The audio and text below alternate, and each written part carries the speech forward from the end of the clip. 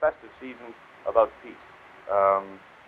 Can you tell me, just sort of wander for a while on how the war is over, the wording, the whole thing came to be, you and Yoko talk it over, what happened? I think the basic idea of poster event was Yoko's. She used to do things like that in the avant-garde circle, you know. Poster was a sort of a media, whatever. Yeah. And then we had one idea for Christmas, which was a bit too vast, you know. We wanted to do it. We wanted to do it, but we couldn't get it together in time. Maybe next year. And to do something specifically at Christmas. And then it got down to, well, if we can't do that event, we'll do a poster event. And then how do you get posters stuck up all around the world? You know, it's easier said than done. So we just started ringing up and finding out.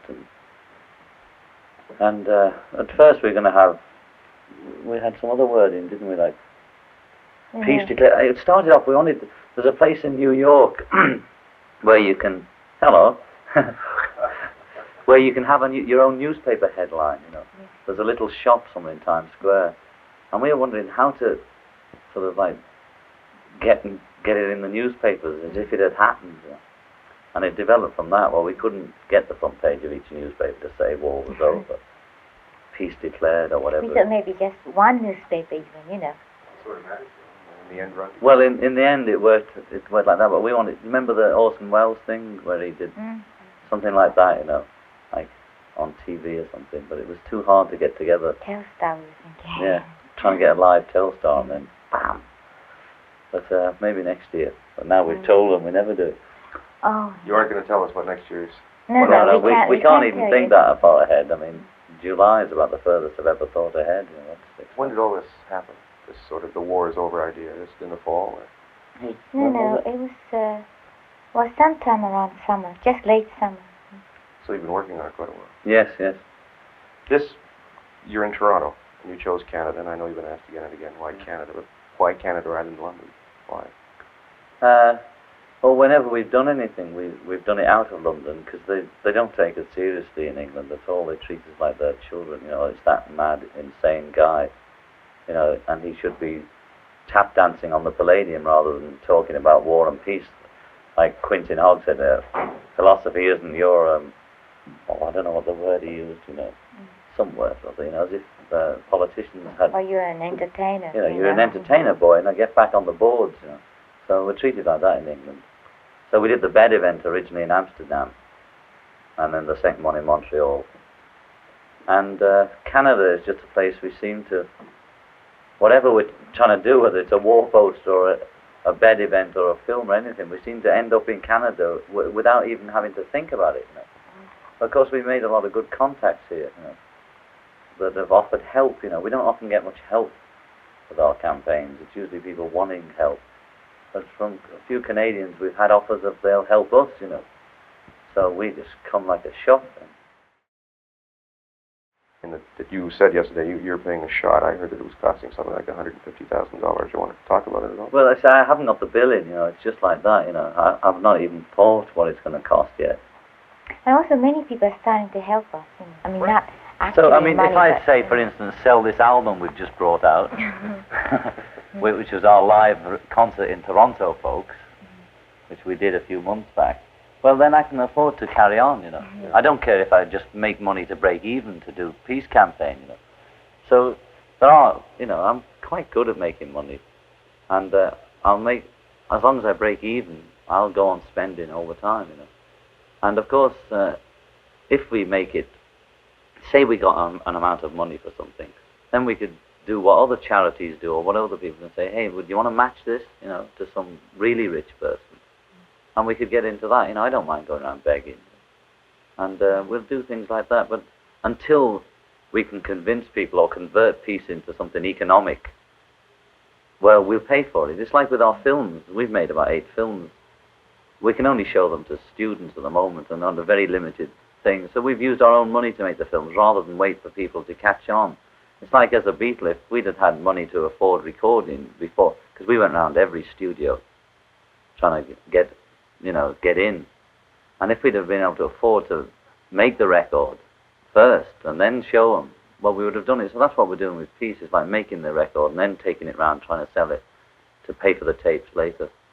What about peace? Peace is a pretty big word. Yeah. You mean Vietnam? You mean Biafra? You mean... Yeah, we mean all forms of violence we're against. That includes my own violence, Yoko's violence, violence on the street, any form of violence. Of course, Vietnam and Biafra are like manifestations of all our violence. That's why we say it's all everybody's responsibility. We really believe that those wars are manifestations of the whole world's violence, not just America's or just the communists. Yeah, that's a problem, because the minute you've got long hair and the minute you're popular with the kids, the whole adult other side of the gap says, they're a bunch of left-wing communists mad. Well, the communist fear is an American paranoia mainly. It's not too bad in Europe. It's a joke, we laugh at America's fear of communists. It's like the Americans aren't going to be overrun by communists. They're going to fall from within. And that's a point. People say, well, why have you got long hair? Or why did, when you gave the MBE back, I worded it against, I am returning this MBE because of in protest against Britain's participation in the Biafra Nigeria thing. That's the way I speak. I just wrote it as I speak. And Britain's policy of supporting US in Vietnam and cold turkey slipping down the charts. A lot of people say, oh, no, if you'd have only done it straight, it would have been much more effective.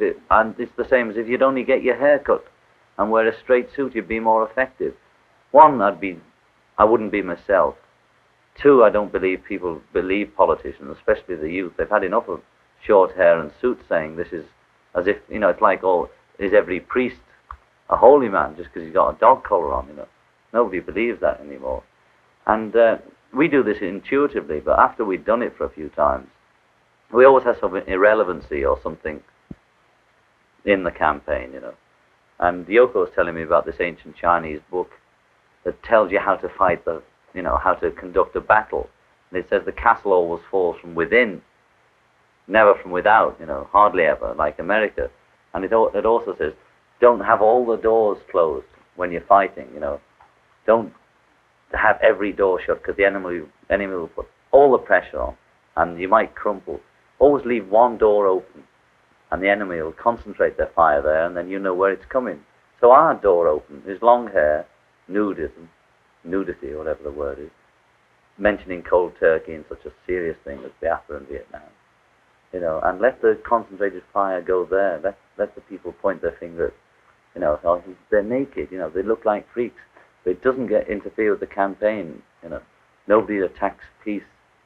You're entirely about 5 years ago when you first came to Toronto with the Beatles. There was a news conference, and I remember asking a question and using radio tape, and all of you gave 3-word answers, and I blew my stack and said, don't you guys answer anything for more than a minute? And somebody said, what is he, a wise guy or something, Ringo or somebody?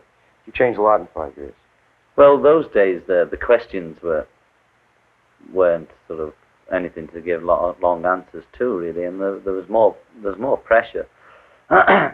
And people were always wisecracking to us, especially journalists and newscasters. They all satirical with one eyebrow raised and all that. So we answered them in the vein that we were asked, Well, what I really mean is the change in you. I know I'm thinking, I don't mean really that seriously, but just a change in you and your thinking. Well, yeah, I've just sort of, I say I've grown up, In Britain, they keep writing up saying, grow up, you naive child, and all that. Even my auntie who brought me up, and my family keep writing, saying, well, all right, so you want peace, but you're not grown up yet, You must understand that, they don't know from Adam what's going on.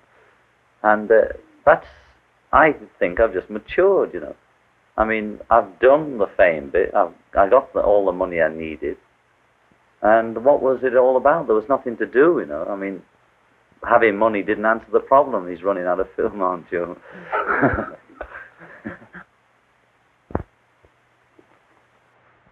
Okay, before 20th century technology knocked us off, we were talking about you and the change in you over the past 5 years, sort of maturing. Yeah. It was like the Beatles made it, had all the fame and the money they wanted, and that was 4 years ago when we gave up touring, and we sat back on it and thought, well, we've made it. Now what do you do?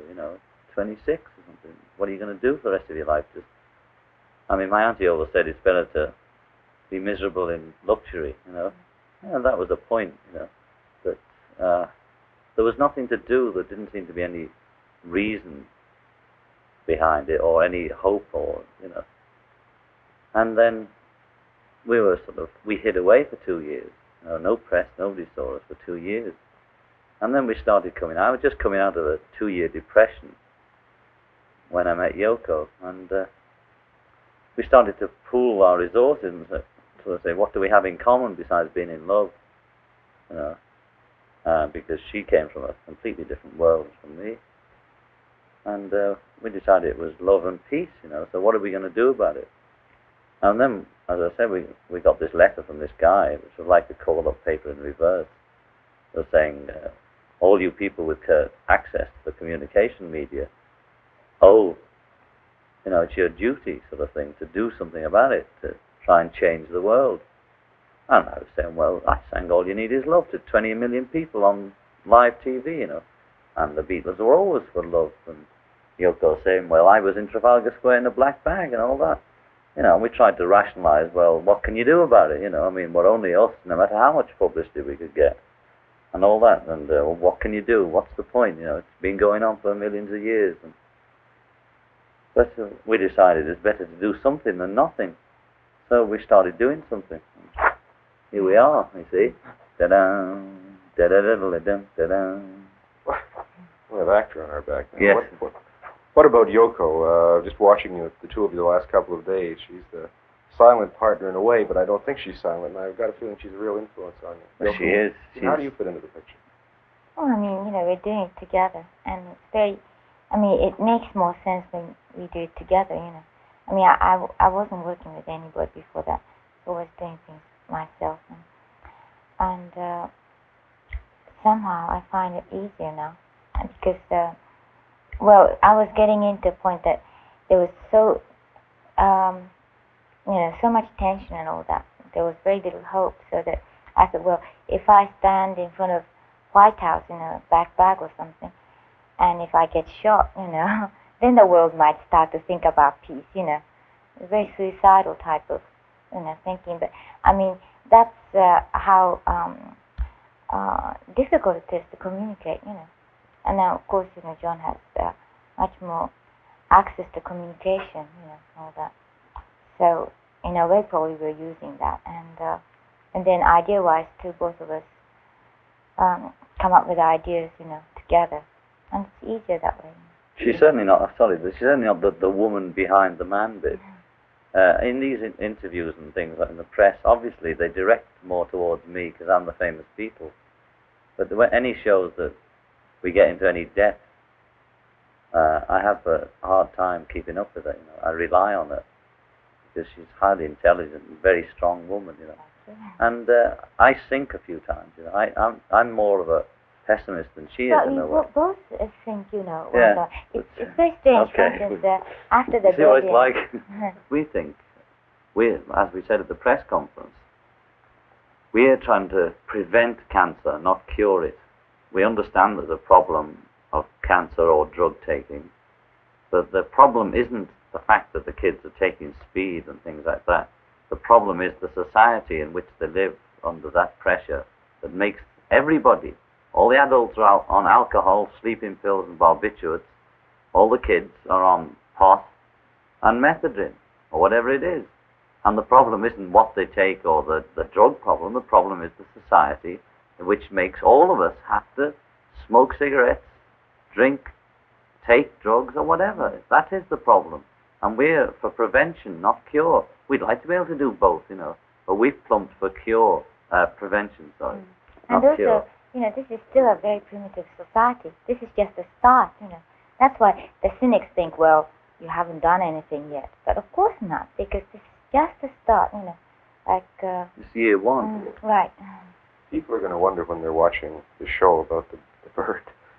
Oh, the bird, you know, just a present from a capital. It's to make us feel at home, you see. What about skidooing? You were... Oh, yeah.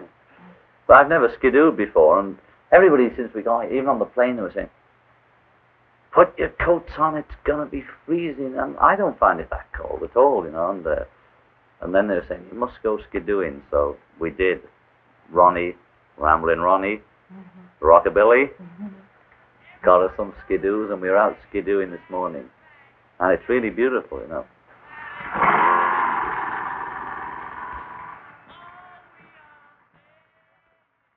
No, you know, that's why we're on the peace kick. We hope by the time we're 64 we can be in Cornwall in a cottage and the world's at peace, and we'll be writing our memoirs, you know.